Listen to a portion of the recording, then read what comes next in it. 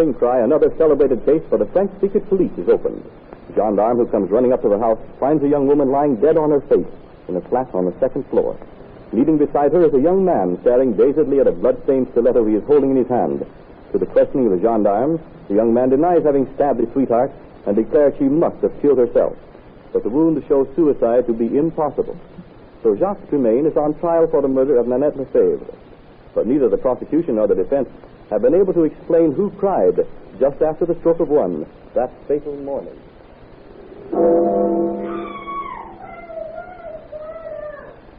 Today's radio play, Murder by Appointment, is based on another thrilling adventure of that brilliant detective, H. Ashton Wolf, former member of the Sûreté, the French secret police, which will appear in next Sunday's issue of the American Weekly, the magazine distributed with all Hearst Sunday newspapers from coast to coast. The office door of Dr. Bertillon, head of the Sûreté, opens to admit an excited Ashton Wolf. Good heavens. What's the matter, Ashton Wolf? Well? No. Yes. The man is sentenced to death. Impossible. He gets the guillotine? Why, he had the most persuasive criminal defense lawyer in the country. Cartier has never lost a case. Well, he has now. A most extraordinary thing happened. What? Cartier had started to break down the prosecution, and I'd have bet 100 to 1 on Tremaine's acquittal. When in the middle of his great appeal, Yes? with the jury already dabbing furtively at their eyes, Yes? Cartier suddenly stopped. He put his hand to his head and seemed to forget what he was saying. Then he started to jabber in the most astonishing way about all kinds of nonsense that had nothing to do with the case. What happened then? The judge suspended the session half an hour to permit Cartier to get a grip on himself. But it was too late to save the case, eh? Not only that, Cartier was even worse than before. He stammered like a man in a daze. And the prosecution had it all their own way, I suppose, from then on. Yes. The jury seemed to think it had been cheated out of a treat and were bitter as a result. Uh-huh. When the foreman arose, I knew it was all up for Jacques Tremaine.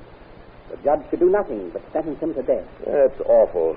To send a man to the guillotine on purely circumstantial evidence is wicked. Listen. What's that? Open the door, Ashton Wolf. Why, it's Cartier. Yes? They're bringing him here. Bertillon. Yes? I must see Bertillon. Instrument, all civilization. Kills painlessly, doesn't? Shut the door, Ashton Wolf. Oh, come here, Cartier. Oh, don't excite yourself. Now, come over here and sit down. That's it. Let me think. Yes? My head. My head. It throbbed.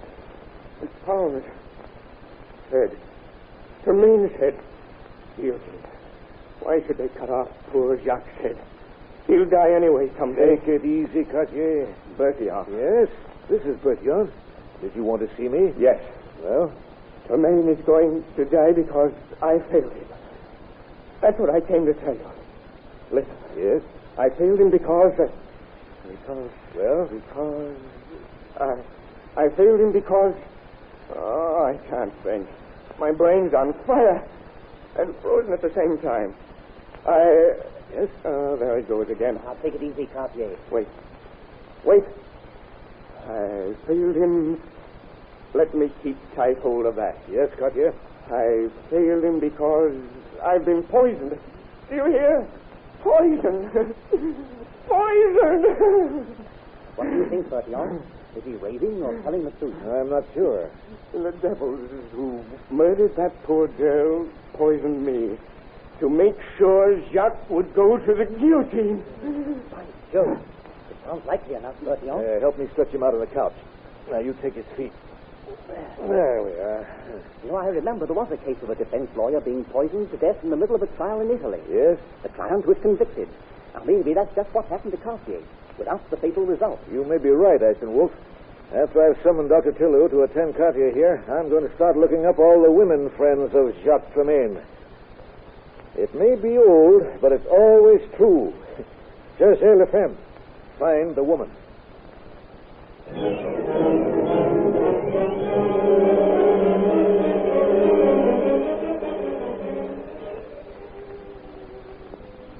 You think we'll find her here, Bertillon? Well, this cafe is the place she used to hang out in the company of the attaché named Pini. Oh, there he is over in that corner. If we keep our eyes on him, we may find Yvette Marché. When he leaves, so shall we. Right-o. But tell me, Bertillon. Yes? Why didn't Tremaine tell the police or his lawyer the name of the girl he had the rendezvous with at that time of the murder? It might have saved him. Oh, the romantic fool was trying to be gallant and save a woman's name. It's as plain as your wax mustache. This girl we're looking for, Yvette Mercier, was used as a decoy. What makes you think so? Tremaine admits he had a dinner engagement in his flat with her, and then she phoned she couldn't come. Yes? But she asked him to meet her at 10 o'clock. From 10 until 1:15, they walked and talked. Pardon, monsieur. Do you wish something more? Huh? Oh, no, thanks, Garçon. Now, where was I? You had Tremaine and Yvette walking and talking. You make me sound like a puppeteer. Well, to continue. Now, Tremaine insists that he had hardly entered his flat when he heard screams in the front room. He dashed in, but it was empty. He started to look out of the window when he heard the screams again, coming from behind him this time, and the thud of a body. That's right. He wheeled around, ran back to find his fiancée lying on the carpet, dead, with a stiletto lying beside her. As he picked it up, the gendarme arrived. Am I right? That's his story, all right, Bertillon. The inspector in charge of this case bungled terribly. I wish I had been called. I don't think Tremaine killed that girl. Oh, how do you figure that? The date with Yvette, if we can prove it true, establishes an alibi. Mm-hmm. Secondly, from the examination I made of the stiletto, Tremaine's hands are too large to have fitted into the handle. By Jove. No man would use a weapon he couldn't get a grip on. And thirdly, the blood stains were on the inside of Tremaine's fingers instead of the knuckles. Very neat deductions, Bertillon. Very neat. But if Tremaine didn't do it, or didn't have someone do it for him... Oh, so you think Tremaine plotted to get rid of his sweetheart? I must confess I do. There was that note in Tremaine's own handwriting found in the girl's handbag, asking her to come to his room that night. That's true, Ashton Wolf.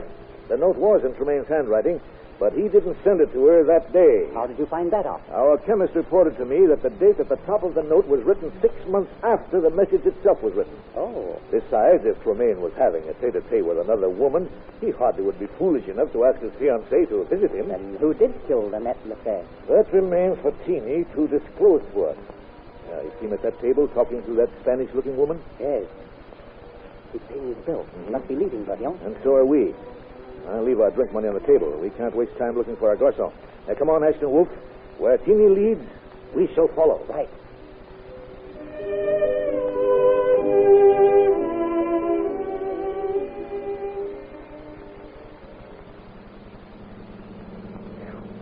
Judging from the aroma, we're nearing the slaughterhouses. We are. But why Teeny's heading this way, I'm sure I don't know.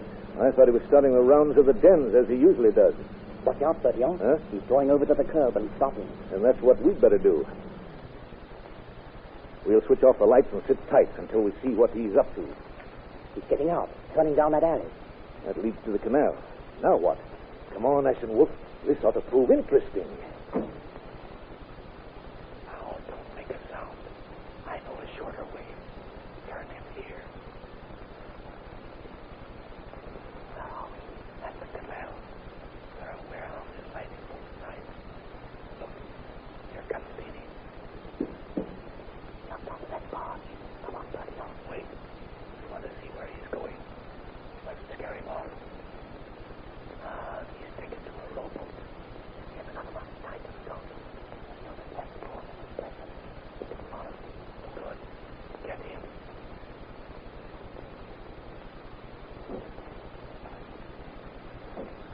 Now, row easy. I'll guide you. Pull on your left oar. Now you're right. That's it. Left a little harder. Good. Straight ahead now. How much further? Stop rowing. Now. At the warehouse in which Teeny disappeared. It's too dangerous for us to try to follow him. So we'll stand in the shadows until he comes out. Come along.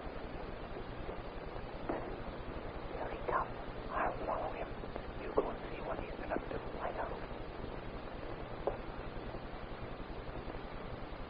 There he goes. I'm off. Good luck. Thank you. Now, here goes.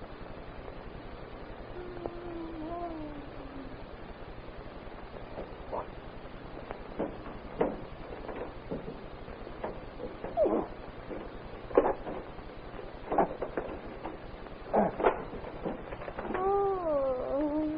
Woman, good heavens. Here, take a sip of this. Oh, thanks. Where's Timmy? You just passed me downstairs. Who are you? I'm... Here, take another step. Don't faint. Pull yourself together while I loosen your bonds. Who are you? I am Yvette Mercier. Yvette Mercier? How long have you been here? Oh, it seems years. But really, I suppose only a couple of weeks. Oh, mon Dieu, I thought I should die. How can I ever thank you for saving me? Who are you? My name is Ashton Wolf.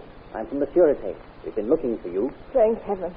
Oh, that swine team has been coming here every day to beat me with a strap. But why? Oh, Madame René, that she-devil, she paid me to take Jacques Tremaine away from his house for a few hours. Oh, he was a fool I posed for once or twice. Then they rushed me off to England. Then you don't know what happened to Tremaine? No. I got tired of staying in England and came back. As soon as I did, I was chloroformed and brought here. Seen his work. And I've been here ever since. They brought me food once in a while. They? You mean Teeny and this Madame René? Yes, Madame René Lamont. A grande dame-looking woman with rather a Spanish appearance? That's Madame René, all right. How did you know her? We saw Teeny talking to her in the Café des Artistes. He came here as soon as he left her. Why did you agree to lure Jacques Tremaine away from his house? Oh, it was rotten of me, I suppose, after Jacques had been so good to me. But Madame René swore it was only to keep him out of trouble. And besides, I was terribly hard. I needed the money. So you don't know what happened to Tremaine? Did I do him harm? A girl was murdered in his rooms while he was with you, and he has been Arrested? convicted. Oh. She is to die by the guillotine. No. You must not. He's innocent. I will tell all. Oh, you will tell all, eh? Teeny. Your lover has set you free, eh? I came here with food, but instead I will give you a taste of the knife, you... Stand back. You will interfere, will you? I shall kill you first. Then I attend to Yvette. You caught me off my guard this time. Look at the doctor with his knife. His knife. Tell the dog, Mr. Kill him for me. Just hang on to him a minute. I'll have the bracelets on him. Good work, Bertillon. Well, I stopped to tire a boat or I'd have been here sooner. Who's this? Yvette Mercier. Oh, so you found her, did you? Splendid. Have you questioned her? A little. I was interrupted by Teeny here. Yvette admits luring Tremaine away in the night in question. She says the woman we saw in the cafe is Madame René Lamont, who hired her. And this dope-eaten wreck Teeny killed the girl, I suppose. No. I didn't kill her. But you know who did? It was René. She was jealous. We got the letter in Tremaine's handwriting. We traced the date, and we met the girl in his flat. René killed her. We'll see what René says to that when we take her in for questioning. What happened after Nanette was killed? René waited for Tremaine to come home. Then she pushed the body from a closet. And just as the clock in the tower struck, René leaned out of a window and cried.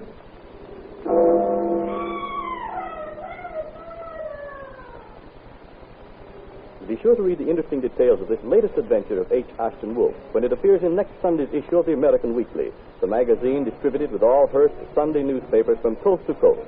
The story will be published under the title New Secrets of the Sûreté, the French Detective Police. This is Wentworth announcing, and turning the microphone over to your own announcer.